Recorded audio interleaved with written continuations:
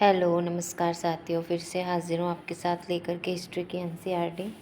तो class 11th की history की एनसीईआरटी में हमारा जो 5th चैप्टर चल रहा है, बदलती हुई सांस्कृतिक परंपराएं। इसके अंदर हमारा आज का नेक्स्ट पॉइंट है मनुष्य की एक नई संकल्पना। यानी प्रिंटिंग के बाद अब मनुष्य के अंदर क्या नई संकल्पना आती है कि हमने देखा कि प्रिंटिंग मतलब छापे खाने का कैसे जो है आविष्कार होता है, और फिर उसके बाद पुस्तकों का छपना और ज्ञान का बहुत ही तेज़ी से यूरोप के बाहर फैलना शुरू होता है। और उसके बाद मानवतावादी संस्कृति की विशेषताओं में से एक था मानव जीवन पर धर्म का नियंत्रण कमज़ोर होना। यानी जो मानवतावादी संस्कृति फैल रही थी उसकी सबसे बड़ी विशेषता थी कि जो धर्म का यानी चर्च और पोप का जो नियंत्रण है वो मनुष्यों पे कमज़ोर हो गया था। इटली के निवासी भौतिक संपत्ति, शक्ति और गौरव से बहुत ज़्यादा आकृष्ट थे, परंतु ये ज़रूरी नहीं कि वे अधार्मिक थे। यानी वे पूरी तरह से अधार्मिक नहीं थे। वेनिस के मानवतावादी फ्रांचेस्को बर्बारो ने अपनी एक पुस्तिका में संपत्ति अधिग्रहण करने को एक विशेष गुण कहकर तरफदारी की है।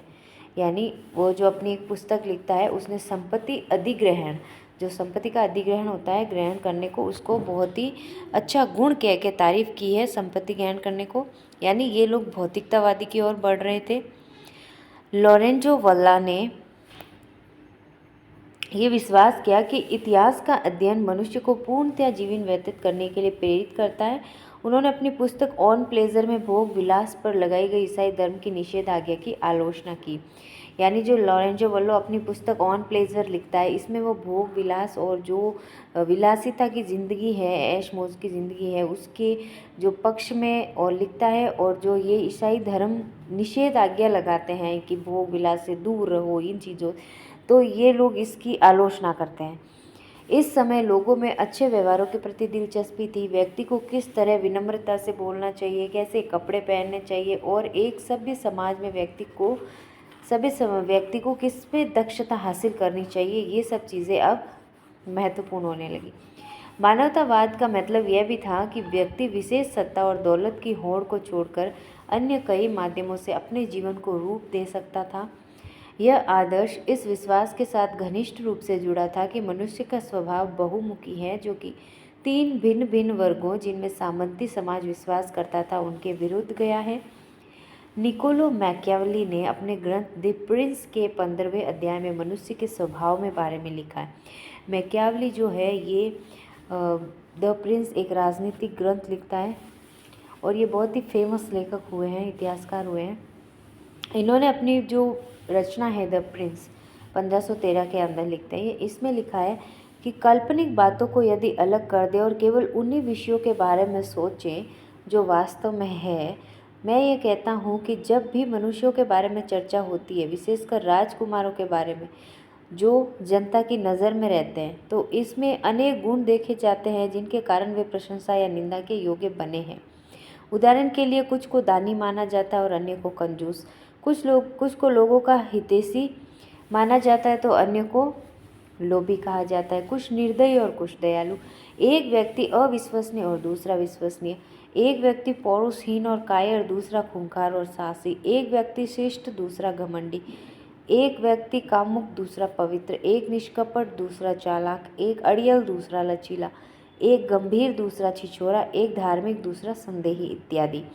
यानी मैकियावेली ये मानते थे कि सभी मनुष्य बुरे हैं और वह अपने दुष्ट स्वभाव को प्रदर्शित करने में सदैव तत्पर रहते हैं, क्योंकि कुछ हद तक मनुष्य की इच्छाएं अपूर्ण रह जाती हैं। मैकियावेली ने देखा कि इसके पीछे प्रमुख कारण है कि मनुष्य अपने समस्त कार्यों में अपना स्वार्थ देखता है। यानी मनुष्य को बुरा मानते हैं और ये कहते हैं कि हर कार्य में मनुष्य अपना स्वार्थ देखता है, लेकिन जो गुण मनुष्य प्रकट करता है उसके आधार पे उसको जो है नापा जाता है। जैसे जिसके गुण अच्छे होंगे उसको इन्होंने अच्छा बताया है, और जिसके गुण बुरे होंगे उसको इन्होंने बुरा बताया है, खासकर राजकुमारों के बारे में। और जो द प्रिंस इनकी रचना है वो राजनीतिक ही है, राजाओं और राजकुमारों के ऊपर ही है विशेष करके। तो महिलाओं की आकांक्षाएं हमारा अगला टॉपिक है। यहाँ पे हमने मैकियावेली के प्रिंस का जो उदाहरण देखा, ये आपको याद रखना है, बहुत ही इम्पोर्टेंट है। कई बार पूछ लिया जाता है द प्रिंस किसकी रचना है या फिर इसकी रचना कब हुई थी, तो ये इम्पोर्टेंट है। महिलाओं की आकांक्षाओं के बारे में हम पढ़ते हैं कि व्यक्तित्व यानी खुद की पर्सनल जो ज़िंदगी होती है, इंडिविजुअलिटी और नागरिकता के लिए नए विचारों से महिलाओं को दूर रखा गया। सार्वजनिक जीवन में अभिजात और संपन्न परिवार के पुरुषों का प्रभुत्व था और घर परिवार के मामले में भी वे ही निर्णय लेते थे। उस समय लोग अपने लड़कों को ही शिक्षा देते थे जिससे उनके बाद वे उनके खानदानी पेशे या जीवन की आम जिम्मेदारियों को उठा सकें। कभी कभी वे अपने छोटे लड़कों को धार्मिक कार्य के लिए चर्च को भी सौंप देते थे। यद्यपि विवाह में प्राप्त महिलाओं के दहेज को वे अपने पारिवारिक कारोबारों में लगा देते थे, तथापि महिलाओं को यह अधिकार नहीं था कि वे अपने पति को कारोबार चलाने में कोई राय दें। प्राय कारोबारी मैत्री को सुदृढ़ करने के लिए दो परिवार में आपस में विवाह संबंध होते थे। अगर पर्याप्त दहेज का प्रबंध नहीं हो पाता तो शादीशुदा लड़कियों को ईसाई मठों में भिक्षुणी का जीवन बिताने के लिए भेज दिया जाता था। आमतौर पर सार्वजनिक जीवन में महिलाओं की भागीदारी बहुत ही सीमित थी और घर परिवार को चलाने के वाले रूप में देखा जाता था केवल उनको, यानी इतनी खास स्थिति नहीं थी। व्यापारी महिलाओं में महिलाओं की स्थिति कुछ भिन्न थी, यानी जो व्यापारी परिवार, वो जो हमने स्थिति देखी निम्न, वो है अभिजात और धनी लोग और जो धार्मिक चर्च वगैरह से जुड़े हुए वो लोग। लेकिन जो व्यापारी लोग हैं, जो मानवतावादी लोग हैं, भौतिकवादी, उनके बारे में यहाँ पे क्या गया कि इनकी स्थिति कुछ भिन्न है। दुकानदारों की स्त्रियां दुकानों को चलाने में उनकी सहायता करती थी। व्यापारी और साहूकार परिवारों की पत्नियां परिवार के कारोबार को उस स्थिति में संभालती थी जब उनके पति लंबे समय के लिए दूर दराज स्थानों पर व्यापार के लिए जाते थे। अभिजात संपन्न परिवारों के विपरीत व्यापारी परिवारों में यदि व्यापारी की कम आयु में मृत्यु हो जाती तो उसकी पत्नी सार्वजनिक जीवन में बड़ी भूमिका निभाने के लिए बाध्य होती थी। पर उस काल की कुछ महिलाएं बौद्धिक रूप से बहुत रचनात्मक थी और मानवतावादी शिक्षा की भूमिका के बारे में भी वो संवेदनशील थी।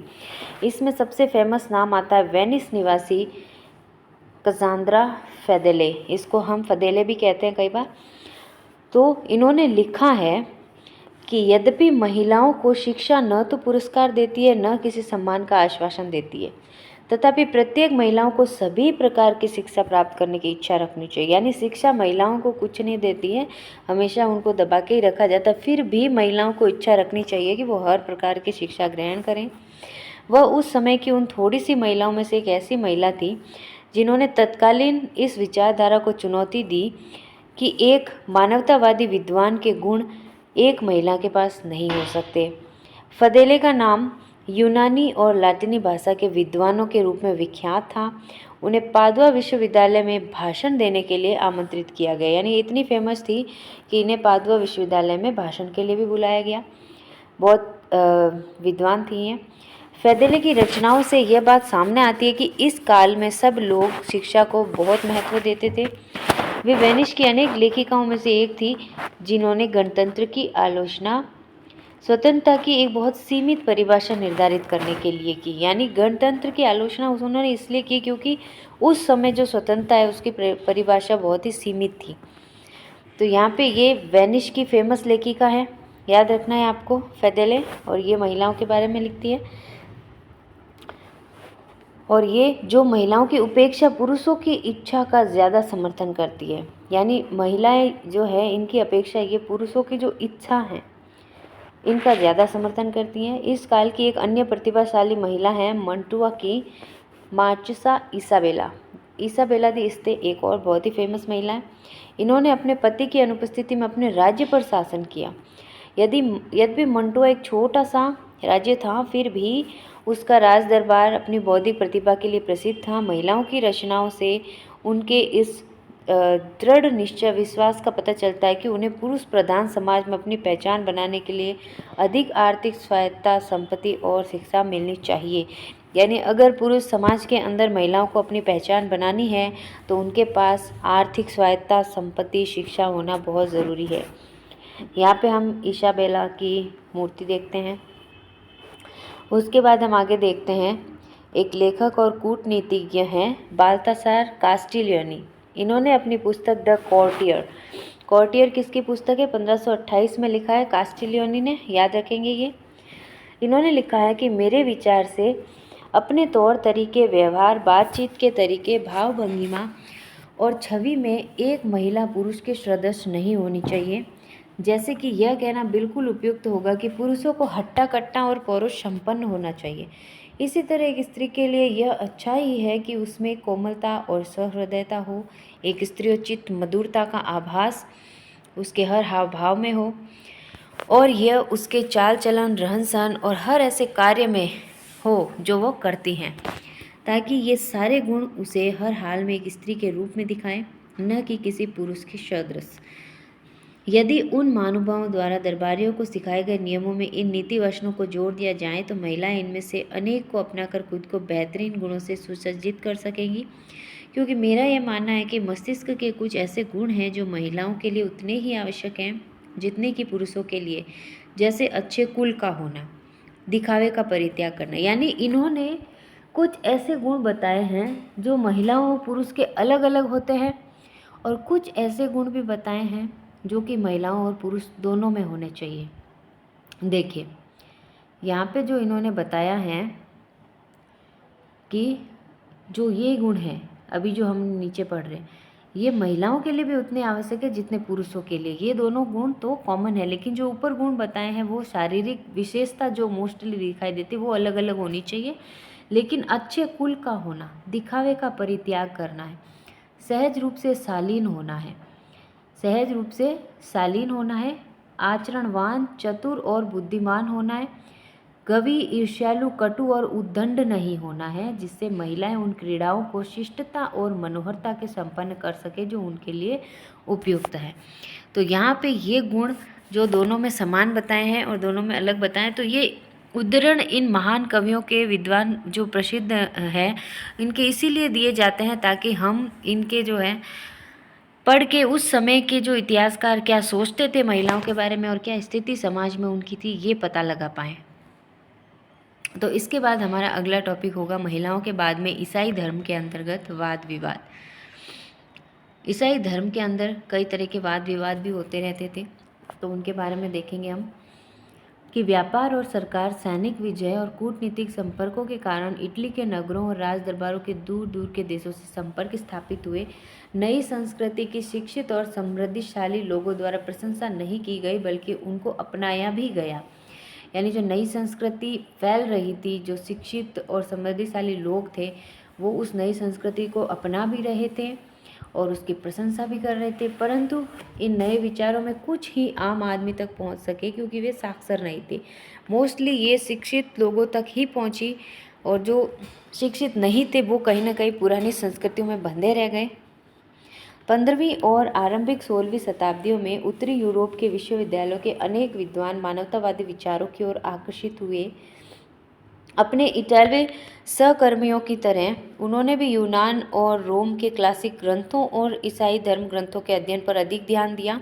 पर इटली के विपरीत, जहाँ पेशेवर विद्वान मानवतावादी आंदोलन पर हावी रहे, उत्तरी यूरोप में मानवतावाद ने ईसाई चर्च के अनेक सदस्यों को आकर्षित किया। उन्होंने ईसाइयों को अपने पुराने धर्म ग्रंथों में बताए गए तरीकों से धर्म का पालन करने का आह्वान किया। साथ ही उन्होंने अनावश्यक कर्म कांडों को त्यागने की बात की और उनकी यह कहकर निंदा की कि उन्हें एक सरल धर्म में बाद में जोड़ा गया। यानी जो पेशेवर विद्वान मानवतावादी जो लोग हैं, उन्होंने ईसाइयों को अपने पुराने धर्म ग्रंथों में बनाए गए तरीकों से धर्म का पालन करने का आह्वान किया और उन्होंने अनावश्यक जो कर्म कांड है उन्हें त्यागने की बात कही और उन्होंने ये कहा कि उन्हें एक सरल धर्म में बाद में जोड़ा गया है। और मानव के बारे में उनका दृष्टिकोण बिल्कुल नया था, क्योंकि वे उसे एक मुक्त विवेकपूर्ण कर्ता समझते थे। यानी वो कहते थे कि मानव खुद एक मुक्त और विवेकपूर्ण कर्ता है, यानी वो खुद सोच समझ के सब कुछ कर सकता है, तो उसे जो है इन नियमों में बांधने की ज़रूरत नहीं है। बाद के दार्शनिक बार बार इसी बात को दोहराते रहे। वे एक दूरवर्ती ईश्वर में विश्वास रखते थे और मानते थे कि उसने मनुष्य बनाया है, लेकिन उसने अपना जीवन मुक्त रूप से चलाने की पूरी आज़ादी भी दी है। वे यह भी जानते थे कि मनुष्य को अपनी खुशी इसी विश्व में वर्तमान में ही ढूंढनी चाहिए। तो ये लोग वर्तमान को, भौतिक जीवन को, जो नई संस्कृति वाले लोग हैं इसको ज़्यादा महत्व देते थे, और जो पुरानी संस्कृति और नई संस्कृति इसको लेके कई सारे वाद विवाद भी होते थे। तो ईसाई मानवतावादी जैसे कि इंग्लैंड के थॉमस मोर, इनको कई बार हम थॉमस मूर भी कह देते हैं, जब हम हिंदी के अंदर इसको पढ़ते हैं तो हम इसको थॉमस मूर पढ़ते हैं, लेकिन इनका जो सही नाम है थॉमस मोर है। और हॉलैंड के इरेस्मस, ये महत्वपूर्ण पुनर्जागरण कालीन जो है इनको हम कह सकते हैं मानवतावादी, मानववाद का राजकुमार इनको कहा गया है। ये भी आगे हो सकता है आए इसमें, लेकिन हमें ये याद रखना है। ये दो लोग जो हैं थॉमस मूर और इरेस्मस, इंग्लैंड के मूर और हॉलैंड के इरेस्मस, इनके जो जगह के नाम है ये भी याद रखना जरूर, क्योंकि कई बार क्वेश्चन इस तरह से बनते हैं कि थॉमस मूर कहाँ के विद्वान थे या इरेस्मस कहाँ के थे, इस तरह से।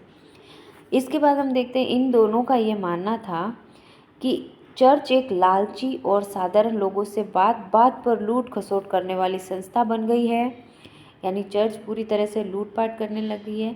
पादरियों का लोगों से धन ठगने का सबसे सरल तरीका पाप स्वीकारोक्ति नामक दस्तावेज था, जो व्यक्ति उनके सारे किए गए पापों से छुटकारा दिला सकता था। यानी अब जब पोप लोगों के पास, धर्माधिकारियों के पास कुछ और साधन नहीं बचा पैसे कमाने का, वो भी लोग क्या करते थे, जो लोगों से धन ठगते रहते थे, मौका ढूंढते थे और उससे वो लोग ऐश मौज करते थे।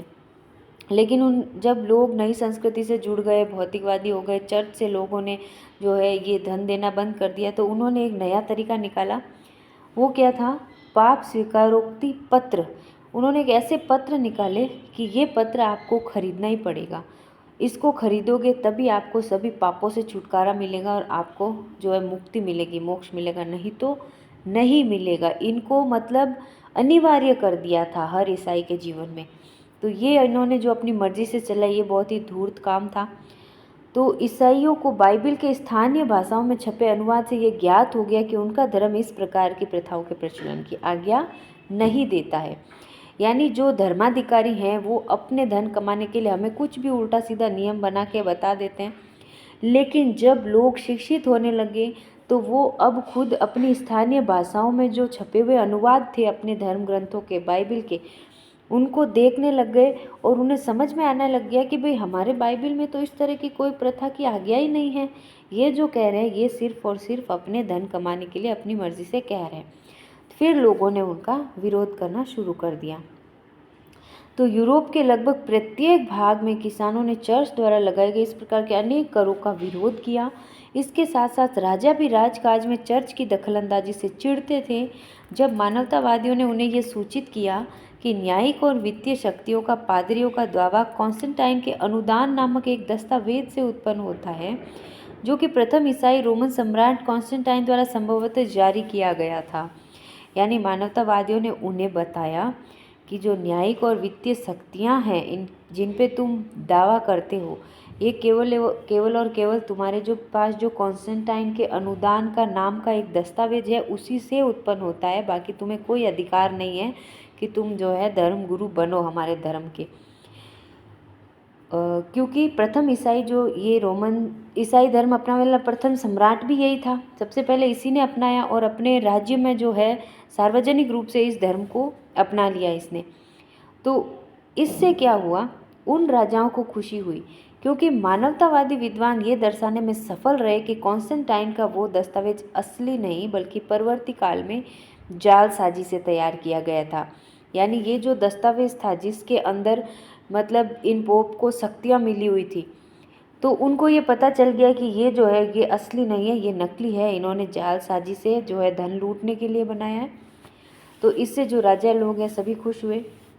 1517 में एक जर्मन युवा भिक्षु मार्टिन लूथर, ये सबसे इम्पोर्टेंट है इस जो पाप स्वीकारोक्ति पत्र है इनके विरोध में जो आंदोलन हुआ उसके बारे में। 1517 में जो मार्टिन लूथर हैं इन्होंने क्या किया, कैथोलिक चर्च के विरुद्ध एक अभियान छेड़ दिया और इसके लिए उन्हें दलील पेश की कि मनुष्य को ईश्वर से संपर्क साधने के लिए किसी पादरी की आवश्यकता नहीं है। उन्होंने अपने अनुयायियों को आदेश दिया कि वे ईश्वर में पूर्ण विश्वास रखें क्योंकि केवल उनका विश्वास ही उन्हें सम्यक जीवन यानी मोक्ष की ओर ले जा सकता है और स्वर्ग में प्रवेश दिला सकता है।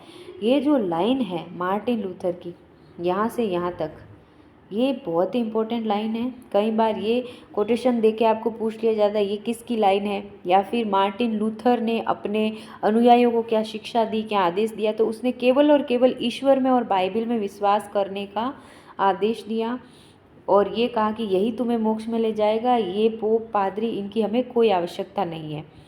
तो इस आंदोलन को प्रोटेस्टेंट सुधारवाद नाम दिया गया। प्रोटेस्टेंट सुधारवाद नाम दिया गया। इसके कारण जर्मनी और स्विट्ज़रलैंड के चर्च ने पोप और कैथोलिक चर्च से अपने संबंध समाप्त कर दिए। यानी मार्टिन लूथर के प्रोटेस्टेंटवाद यानी सुधार से प्रभावित होकर कौन से दो चर्च हैं जिन्होंने पोप और कैथोलिक चर्च से अपने संबंध समाप्त कर दिए? वो हैं जर्मनी और स्विट्ज़रलैंड, ये दो चर्च। तो स्विट्ज़रलैंड में लूथर के विचारों को उल्रिक ज्विंगली, स्विट्ज़रलैंड में लूथर के विचारों को किसने फैलाया? ज्विंगली ने, क्योंकि लूथर हर जगह नहीं पहुंच सकते थे। तो उनके अनुयायी उनके बाद में जो बने उन्होंने इस जो सुधार है इसको जारी रखा, प्रोटेस्टेंट धर्म को जारी रखा। ज्विंगली ने स्विट्ज़रलैंड में, और उसके बाद जो कैल्विन ने उसे काफ़ी लोकप्रिय बनाया। स्विट्ज़रलैंड में पहले ज्विंगली और फिर कैल्विन आते हैं। व्यापारियों से समर्थन मिलने के कारण सुधारकों की लोकप्रियता शहरों में बहुत अधिक थी। इससे व्यापारी लोग बहुत खुश थे क्योंकि इनका धन बच रहा था और ये लोग आज़ाद हो रहे थे। जबकि ग्रामीण इलाकों में कैथोलिक चर्च का प्रभाव बरकरार रहा। वही डरा क्योंकि ग्रामीण इलाके में लोग शिक्षित नहीं थे, तो वो लोग इस चीज़ को समझ नहीं पा रहे थे, कहीं ना कहीं इसका विरोध कर रहे थे प्रोटेस्टेंटवाद का। तो यही है कि मेन, जब तक आप खुद शिक्षित होकर अपने धर्म ग्रंथों को नहीं पढ़ेंगे तब तक आपको समझ में नहीं आएगा कि चल क्या रहा है हमारे धर्म के अंदर और क्यों हमें जो है नियमों के अंदर फंसाया जा रहा है, हमें एक ही पुराना ढर्रे के अंदर बांधा जा रहा है। हमें करना क्या चाहिए ये हमें तभी पता चलेगा जब हम शिक्षित होकर खुद अपने जो धर्म के ग्रंथ हैं उनको उठाएंगे। तो जर्मन सुधारक जो है, जैसे कि एनाबैप्टिस्ट संप्रदाय के नेता, इनसे कहीं उग्र सुधारक थे। यानी स्विट्ज़रलैंड के जो सुधारक हैं उनको उदारवादी, जिस तरह से भारत के राष्ट्रीय आंदोलन में उदार और उग्र दो तरह के हुए थे, उसी तरह से उग्र तो उदार थे ये कैल्विन और स्विट्ज़रलैंड के जो भी थे ज्विंगली, लेकिन जो उग्र लोग थे ये थे जर्मन सुधारक। इन्हें एनाबैप्टिस्ट संप्रदाय के नाम से जाना गया और ये काफ़ी उग्र लोग थे, खून खराबा करने वाले। उन्होंने मोक्ष के विचार को हर तरह से सामाजिक उत्पीड़न के अंत होने के साथ जोड़ दिया और उनका कहना था कि क्योंकि ईश्वर ने सभी इंसानों को एक जैसा बनाया है इसलिए उन्हें कर देने की अपेक्षा नहीं की जानी चाहिए। यानी ईश्वर ने सबको एक दूसरे के समान बनाया तो भाई सब कमा के खाओ, कोई किसी को क्यों कर दे, कोई किसी का राजा नहीं होता है, ये ऐसा इन्होंने कहा। इसलिए उन्हें कर भी नहीं देना और उन्हें अपना पादरी चुनने का भी अधिकार होना चाहिए। यानी अगर समाज में व्यवस्था बनाने के लिए किसी एक लीडर की ज़रूरत भी है तो वो भी उन्हें चुनने का अधिकार होना चाहिए। इससे सामंतवाद द्वारा उत्पीड़ित किसानों को आकर्षित किया। यानी ये जो लोग हैं ये सामंतवाद से जो पीड़ित थे उन किसानों को काफ़ी आकर्षित किया इन एनाबैप्टिस्टवादियों ने। फिर हम देखते हैं 1506 में अंग्रेजी बाइबल का अनुवाद करने वाले लूथरवादी अंग्रेज विलियम टिंडेल ने प्रोटेस्टेंटवाद का किस तरह से समर्थन किया। यानी जो अंग्रेजी में बाइबल का अनुवाद लूथर ने तो जर्मन में किया, अंग्रेजी में किया विलियम टिंडेल ने, और ये भी लूथरवादी था। यानी जिसने प्रोटेस्टेंट को अपनाया, प्रोटेस्ट मतलब सुधार, तो इसको जिसने अपनाया वो सब लूथरवादी कहलाए।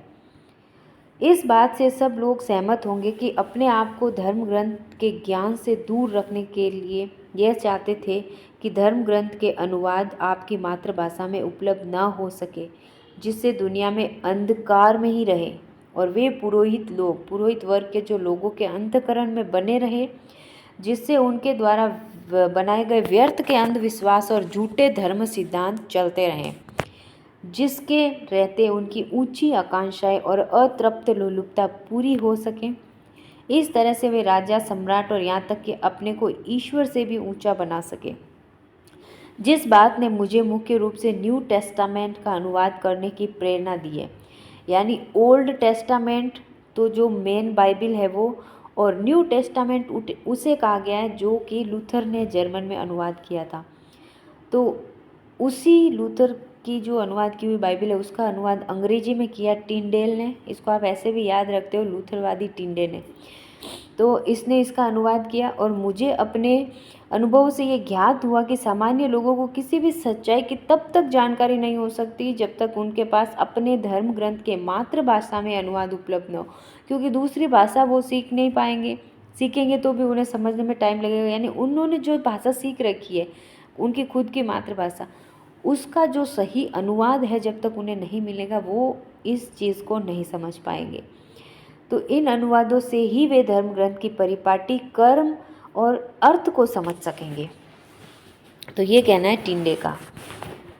फिर हम देखते हैं न्यू टेस्टामेंट क्या है। बाइबल का वो खंड है जिसमें ईसा मसीह का जीवन चरित्र, धर्मोपदेश और प्रारंभिक अनुयायियों का उल्लेख दिया गया है।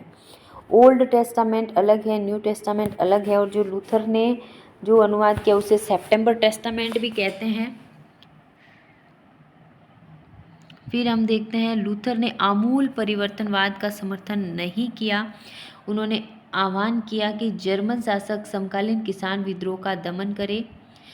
ऐसा इन शासकों ने 1525 में किया, पर इसके बावजूद आमूल परिवर्तनवाद बना रहा। आमूल परिवर्तनवाद है मतलब जड़ से परिवर्तन कर दो सब कुछ।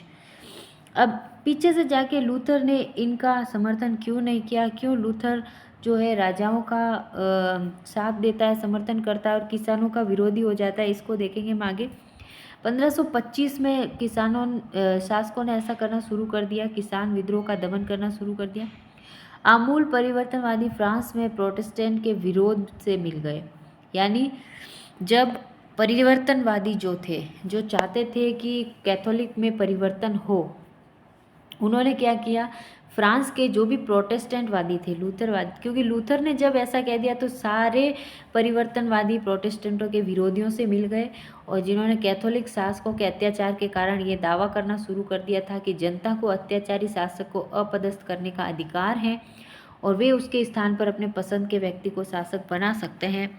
और अंततः यूरोप के अनेक क्षेत्रों की तरह फ्रांस में भी कैथोलिक चर्च ने प्रोटेस्टेंट लोगों को अपनी पसंद के अनुसार उपासना करने की छूट दे दी, और इंग्लैंड के शासकों ने पोप से अपने संबंध तोड़ लिए। इसके उपरांत राजा रानी इंग्लैंड के चर्च के प्रमुख बन गए। यानी अब कोई पोप नहीं, केवल राजा रानी ही चर्च के प्रमुख थे।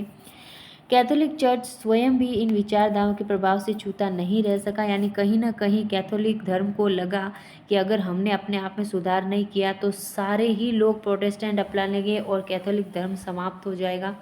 तो उन्होंने अपने धर्म का जो वजूद बचाए रखने के लिए, अपने आप को बचाए रखने के लिए खुद में सुधार किए।